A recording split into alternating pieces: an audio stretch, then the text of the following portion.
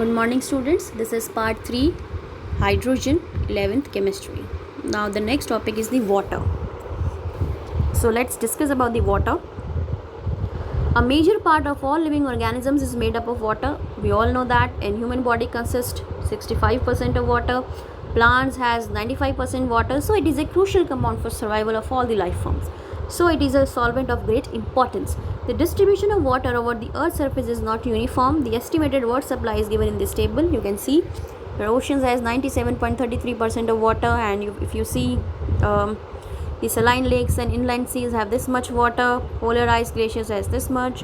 Groundwater is only 0.61%, lakes 0.009%, soil moisture 0.05%, your atmospheric water 0.001, and rivers is 0.0001%. So this is estimated world water supply. Now next is the physical property. अगर हम पढ़ें water की, so it is colorless in the tasteless liquid. Its physical properties are given in table 9.3 along with the physical properties of heavy water. Now unusual properties of water in the condensed phase are due to the presence of extensive hydrogen bonding between water molecules. अब इनकी unusual properties रहती है water की, means अगर आप liquid और solid state में अगर आप देखें तो लिक्विड और सॉलिड स्टेट में प्रॉपर्टीज़ जो है वाटर की थोड़ी सी अलग हो जाती हैं. क्योंकि हाइड्रोजन बॉन्डिंग की जो एक्सटेंट है वो डिफरेंट हो जाती है. लिक्विड और सॉलिड में दोनों में अलग तरीके की जो एक्सटेंट ऑफ हाइड्रोजन बॉन्डिंग है that is different. Fine.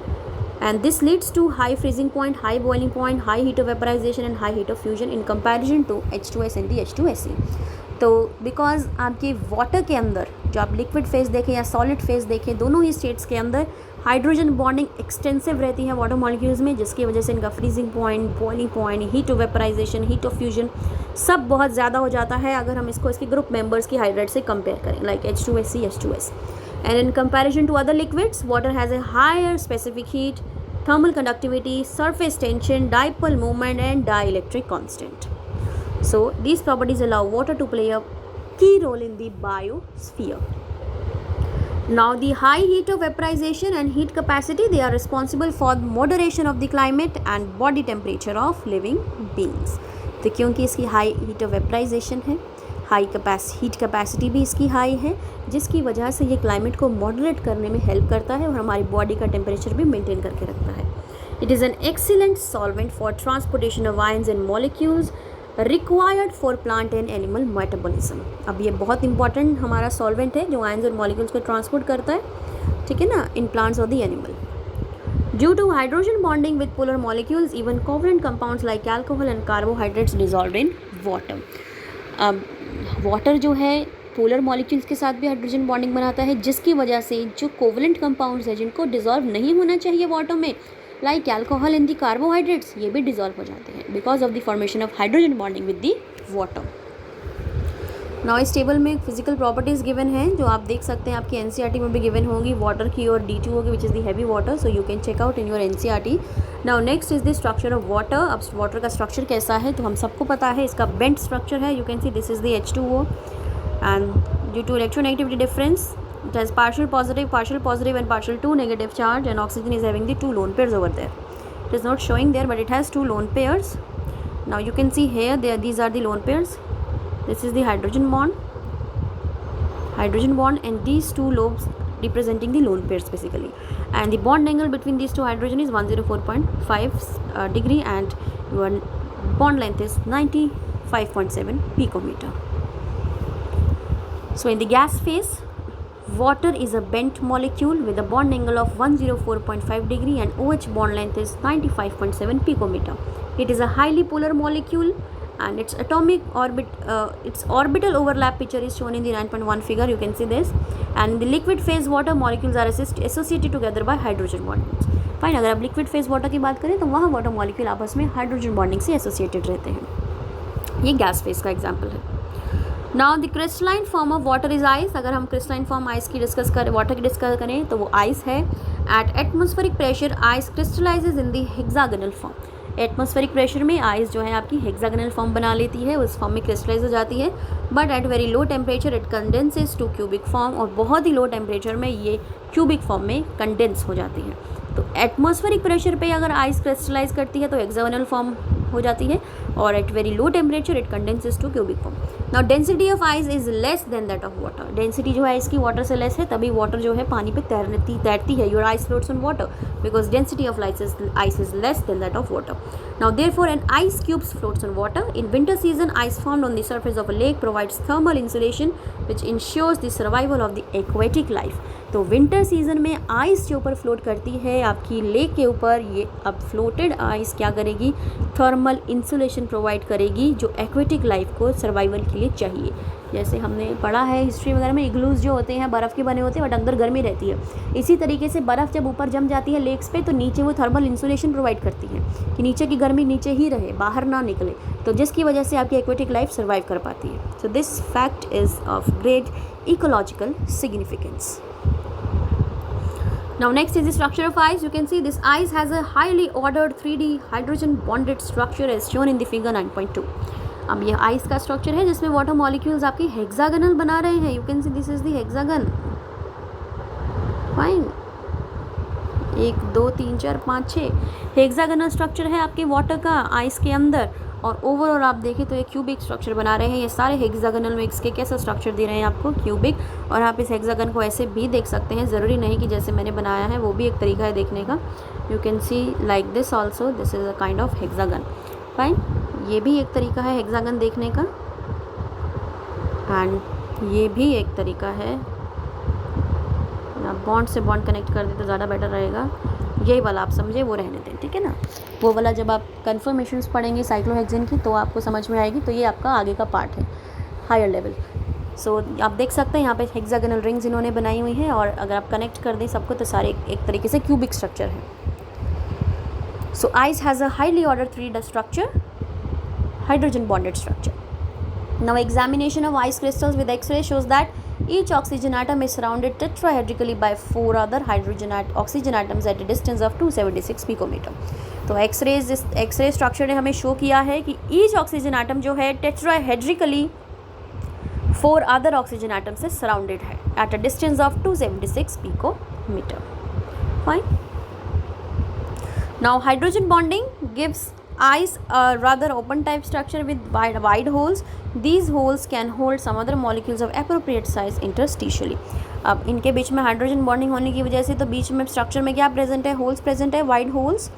Fine.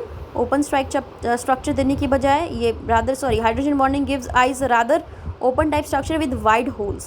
Now these holes can hold some other molecules of appropriate size interstitially. तो अपने इन holes के अंदर या इन interstitial sites के अंदर जो holes हैं या vacant space है, जैसे हम interstitial sites बोल रहे हैं, यहाँ पे कोई other molecule भी आपके यहाँ पे hold कर सकती है.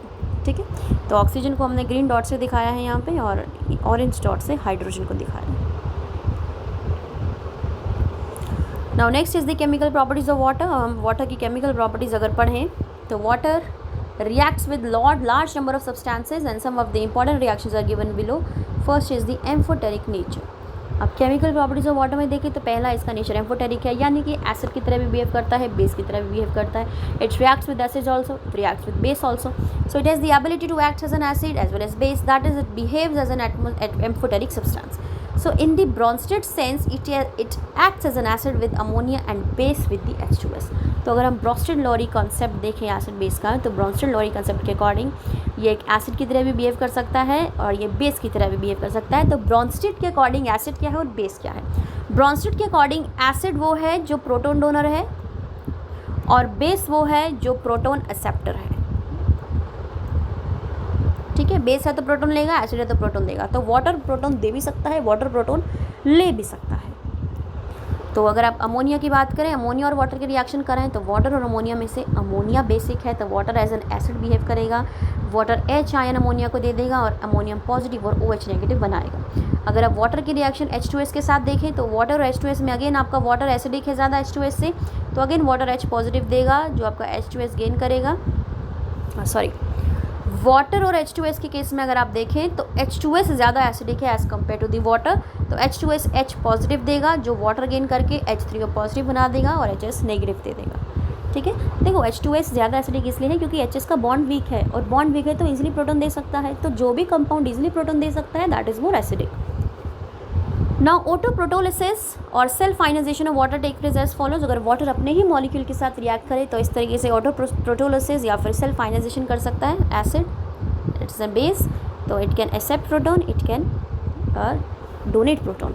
सो ये एसिड और बेस दोनों की तरह एक्ट कर रहा है। तो जो एसिड है, सपोज अगर ये एसिड है और ये बेस है, तो रिएक्शन के बाद जो एसिड है वो बनाएगा कॉन्जुगेट बेस, और जो बेस है वो बनाएगा कॉन्जुगेट एसिड। ठीक है। Now redox reaction involving water can be easily reduce to dihydrogen by highly electropositive metals. अब वाटर जो है इजीली डाईहाइड्रोजन में कन्वर्ट हो सकता है अगर हम इलेक्ट्रोपॉजिटिव मेटल से रिएक्ट कराएं। And you can see your water with sodium metal is giving you sodium hydroxide in the hydrogen gas. It is a great source of dihydrogen. Water is oxidise to O2 during photosynthesis. अब water oxygen में भी oxidise हो सकता है during photosynthesis. You can see this example, 6 carbon dioxide plus 2 12 water molecules is giving you 1 molecule of glucose, 6 water and 6 molecules of oxygen gas. Fine. So your water can also produce oxygen, your water can also produce dihydrogen also, but in the different conditions.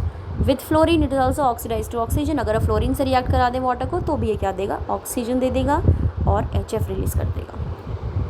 Now third is the hydrolysis reaction.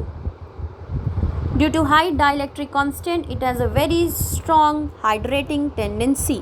अब इसका dielectric constant बहुत ज़्यादा है, यानी कि यहाँ पे charge separation बहुत ज़्यादा है, तो इस वजह से इसकी हाइड्रेटिंग टेंडेंसी भी ज़्यादा है। It dissolves many ionic compounds, however certain covalent compounds and some ionic compounds are hydrolysed in water. Fine. तो कुछ कोवलेंट कंपाउंड्स और कुछ आयनिक कंपाउंड्स भी वाटर में हाइड्रोलाइज हो जाते हैं। अब आप देखें फॉस्फोरस पेंटा और फॉस्फोरस को देखिए, अगर आप दिस P4O10 वाटर में अगर आप डिज़ोल्व करें तो देखिए आपको ऑर्थोफॉस्फोरस एसिड दे रहा है, this is the phosphorous acid. Silicon tetrachloride water में डिज़ोल्व करें तो देखिए सिलिकॉन डाइऑक्साइड और HCl दे रहा है। अगर आप अगर आप N3 नेगेटिव को देखें, that is azide only, same azide बोलते हैं। तो ये वाटर से रिएक्ट करने के बाद आपका अमोनिया और 3OH नेगेटिव दिख रहा है। Sorry, N3 negative is not an azide, वो ये रहता है azide, this is not an azide. यहाँ पे सिंपल इन्होंने दिखा है कि N पे अगर N पे अगर 3 नेगेटिव चार्ज आ गया है, मीन्स नाइट्रोजन ने 3 इलेक्ट्रॉन गेन कर लिए, तो यहाँ पे जो एसिड बनेगा वो NH3 बनेगा विद रिस्पेक्ट टू अमोनिया का नाइट्रोजन है यहाँ पे। तो अगर इसे वाटर से रिएक्ट करें तो NH3 और 3OH नेगेटिव आपको रिलीज कर देगा। Now last is the hydrates formation. इसका जो नेक्स्ट पार्ट है हाइड्रेट्स का फॉर्मेशन का, ये नेक्स्ट वीडियो में है, तो मैं नेक्स्ट वीडियो में डिस्कस करूँगी। तो पहले जो यहाँ मेंशन है मैं बोल देती हूँ। Hydrates formation from aqueous solutions many salts can be crystallise as hydrated salts. So aqueous solutions की अगर हम बात करें, बहुत से सॉल्ट्स जो है हाइड्रेटेड सॉल्ट्स बनाते हैं, मीन्स क्रिस्टलाइज होंगे वो क्रिस्टल्स, बट अपने क्रिस्टल में वाटर मॉलिक्यूल्स अकोमोडेट कर पाएंगे। जैसे कि आप हम अगर वॉशिंग सोडा की बात करें तो वॉशिंग सोडा में 10 वाटर ऑफ क्रिस्टलाइजेशन है, तो ये these are the hydrates formation. तो इसकी क्रिस्टल लैटिस में या इसकी क्रिस्टल के अंदर 10 वाटर मॉलिक्यूल एब्जॉर्ब रहते हैं। Fine. So this is the hydrated salt, तो these are the hydrated salts basically. So such an association of water is of different type. अब ये एसोसिएशन डिफरेंट तरीके का है। पहला कोऑर्डिनेटेड वाटर। कोऑर्डिनेटेड वाटर में आप देखें तो आपका जो कंपाउंड है इस तरीके से बनेगा, एक कोऑर्डिनेट कंपाउंड बनेगा। देखो कोऑर्डिनेशन कंपाउंड्स आप 12th क्लास में पढ़ेंगे, तो ज़्यादा इसमें डिटेल में जाने की ज़रूरत नहीं है। एक एग्जांपल आप लर्न कर लें बस कि आपका ये कोऑर्डिनेट कंपाउंड है। स्क्वायर ब्रैकेट में जब भी कंपाउंड लिखेंगे वो कोऑर्डिनेट कंपाउंड होगा, और अगर इस ब्रैकेट के अंदर आप देखें वाटर मॉलिक्यूल है तो this is the coordinated water, because ये मेटल से बाइंडेड है, क्रोमियम से। सो this is an example of coordinated water. तो अब हम यहाँ पे काम करते हैं, ज़रूरत नहीं है आप इतना ही लिख देंगे बहुत है। आप सिंपल एग्जाम्पल लिख दें, water 6, here water molecule is coordinated with the chromium metal 3 positive. ठीक है, इस 3 पॉजिटिव को बैलेंस करने के लिए 3Cl नेगेटिव बाहर लगाया हुआ है। सो this is the coordinated water. In the next video I will discuss further chapter.